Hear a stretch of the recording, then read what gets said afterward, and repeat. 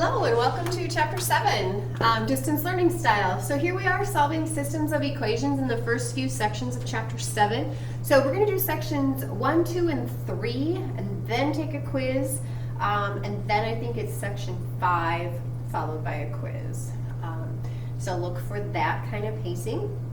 And of course the notes again are in Google Classroom if you want them, just like the others were. But solving a system of equations. So a system of equations, of course, is two equations, three equations, or more. And you're trying to find the one answer that makes both statements true. So a solution to a system of two equations in two variables, usually x and y, is an ordered pair of real numbers that makes a solution in each equation. Okay. So there's more than one way to find a solution. So we're going to do a couple of different methods. One is the substitution method. Okay. So we'll start with the substitution method first. The way that you can do that is solve for one variable. Okay. So step one is to solve an equation for one variable. And you can pick which variable you want to solve for one variable. So I might pick this first one, and I might choose to solve it for y. That's easier to solve than for x. So I could say y equals. So I've got 2x minus y equals 10. And so if I want to solve that, I'm just going to add y to both sides to make it a positive y. And then I'm going to subtract 10. So y has the value of 2x plus 10. Okay. So just a quick, what I did there is I added y to both sides, okay? Cancels out, so I have 2x equals y plus 10 at this side. Then I'm going to subtract 10, and get 2x minus 10. It's a good thing I checked my work, isn't it? 2x minus 10 equals y. Then what we do in step 2 is we substitute in. So we're going to substitute this previous work, substitute this into the second equation. And then of course solve. So I have y is now that, so I'm just going to grab a hold of this whole thing and plug it in for y. Okay. So now I have 6x plus 4 times 2x minus 10 equals 1. Everything else stays the same. My 6x stays the same. My 1 stays the same. That, of course, we're going to just do the algebra here. We're going to distribute. Minus 40 equals 1. So I have 14x. Add 40 to the other side equals 41. And then I'm going to divide by 14. And doesn't come out evenly, so I have y is equal to 2.93.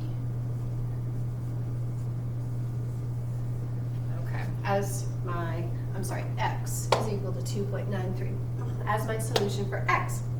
And then, so to solve for y, I'm either going to substitute into this first one or the second one. It doesn't matter in either case. So step 3 is to substitute one more time for a second answer. Substitute to find second variable. So lots of substituting. Of course, that's why they call it the substitute method. So we're going to just substitute in. I'll go to that very top equation. So 2 times 2.93 minus y is equal to 10. Okay. So I have 5.86. Minus y equals 10. I can subtract my 5.86. Still have a negative y when I do that, equals 4.14. So positive y, if I divide by negative 1 on both sides, is negative 4.14. Okay. So if I were to take these answers and substitute them back in, plug in my x value of 2.93, plug in a y value of negative 4.14 in this equation, it should equal 10. And then Similarly, if I substituted my 2.93 and my negative 4.14 into this equation, I should get 1. So you should always be able to check your answers in this section to make sure it works. Okay, so that's the substitution method. Okay, solve for one of the equations for one of the variables. Okay. Substitute that equation into the second, solve, and then substitute again and solve. So you, I'm sure, remember this from algebra, so I'll give you an opportunity to practice it a little bit. The other system is, this is also substitution. I guess there's 2 examples here.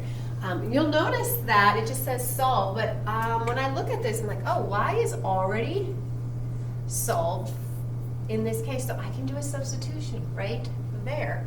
So I could plug that 8x into that equation, and I get 8x is equal to x squared plus 6x. Okay. And then we recognize this as a quadratic equation. Okay. So then I can just set this equal to 0. I'm going to subtract 8x from both sides. So I have 0 is equal to x squared minus 2x. Okay. And then I see they both have a common value of x.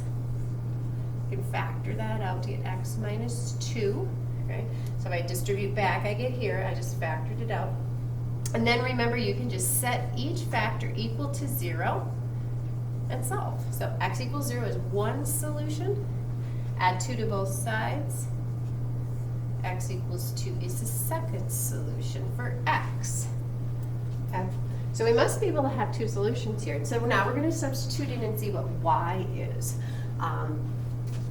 So if x is 0, this is the easier one to substitute back into.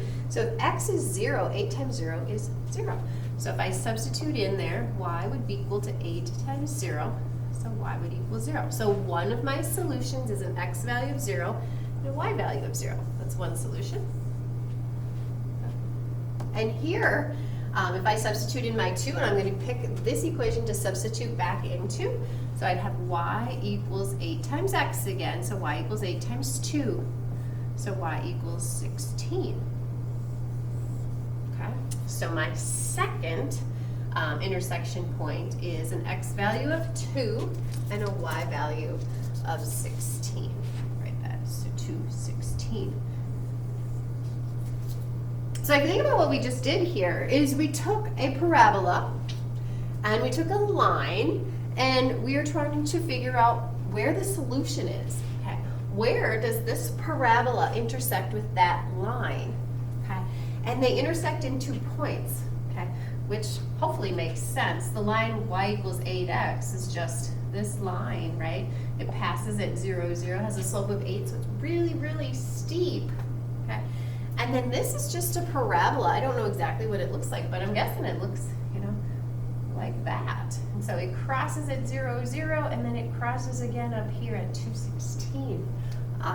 And so you can always find solutions graphically too.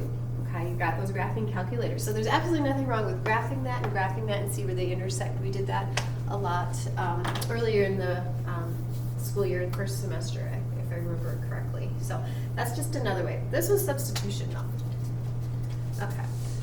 We'll also take a look at elimination. Elimination is a really nice way to find the intersection if your equation is set up so that it's easy to eliminate a variable. Okay, so you want to eliminate a variable. And right now, these aren't the best for elimination, but if I can turn this into a 6y and this into a negative 6y and add them together, I would get 0y. So you might remember this from Algebra 2, so you're just going to be a little bit crafty here and think ahead. Like, okay, I got a positive and a negative. I can do a positive 6 by multiplying by 3, so a positive coefficient of 6y, and then I can make this a negative coefficient of 6y, and then when I add those together, the positive 6y and the negative 6y will eliminate or cross out. So I'm just going to take these equations and just rewrite them. 9x plus 6y equals 36. Okay. 8x minus 6y equals 66. Okay. Add those together. So I have 17x, 0y, so I'm not going to add there. So this is 102. Okay. And then we'll take 102 and divide it by 17. And I get 6. Okay, so that's my x solution. We'll just plug that back into either of these two equations. It doesn't matter which one. I'll just go with the original one on the top. So I will take 3 times 6 for the first equation plus 2y equals 12, and I'll be able to solve that for y. So just do the math here. 18 plus 2y equals 12. Subtract the 18, you get negative 6, and so y must be negative 3. Okay. So the intersection point, if we're thinking about it graphically, or the solution, is the value 6 for x, negative 3 for y. Okay. Here, these are just two lines. They both have a power of 1, x and y variables. So these are just two lines, and those two lines will intersect in one location. Okay. So one solution for those. Okay. That's called the elimination method. Okay.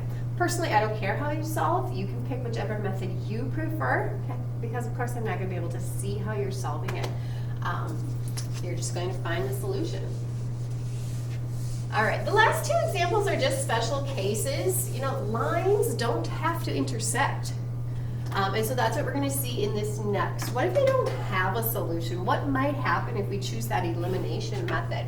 And this one is kind of set up nicely to use that elimination method. I can multiply by 2, okay, and make a positive 6x as my coefficient. So if I do that, I get 6x plus 4y equals 10. And then negative 6x minus 4y equals 10. And so as I solve this, add these together, you'll notice I get 0. This wasn't x, I'm not sure why I wrote y. Okay. So I get 0x, but I also get 0y equals 20. Is it possible for 0 to equal 20? Absolutely not, right? So there's no solution here. This is not possible. And so what that means graphically, these are lines again. So what that means is that we have parallel lines. Okay, so this, stuff like this happens to you, or it doesn't look like I can have any possible solution here. Visualize them. These are probably parallel lines. They're not going to intersect. They're not going to have a solution. Okay, so that's one special case if that kind of stuff happens to you. You might not have a solution. Okay. And then lastly, here's another special case. Okay. How about this situation? So we're going to do that elimination method again. I have a 9x here, so if I multiply by negative 3, I would get a negative 9x, and then those should cancel out. So let's see what happens this time. Negative 9x minus 18y equals positive 30. And then I have 9x plus 18y equals negative 30. And this time, it's kind of similar, but you're going to see one big difference that makes this a different example. So I have 0x plus 0y equals 0. Okay. So this time, okay, I have 0x and 0y equals 0. Okay. And no matter what I put in here and what I put in there, it's going to be true. If I put a 2 in here and a 5 in there, 0 times 2 plus 0 times 5 would equal 0. Okay? This is going to be true for all values of x and y. Okay, so that's where we're going to say there's infinitely many solutions. Okay, so this is always true, no matter what. Okay, so there's infinite solutions. And what that looks like graphically is you have two lines. Okay. Here's one, and the other one is just right on top of there. Okay. So there are lots of solutions, right? So anytime those lines touch, that's a solution, okay, or infinite many solutions. Okay, so the last two examples, just special cases. What you need to be able to do is find solutions. I don't think you're going to have these special cases. I know you're not going to have those special cases on your quiz. But make sure you can find solutions. You've got two choices. You can use the substitution method. You can use the elimination method. I guess you could use graphing, so maybe three methods. Okay. All right, so short set of examples again here. Make sure you're getting a little bit of practice in. Just those 4 examples. Give them a try. Okay. Make sure you can get the answers that are in the back of the book. If not, give me a shout out.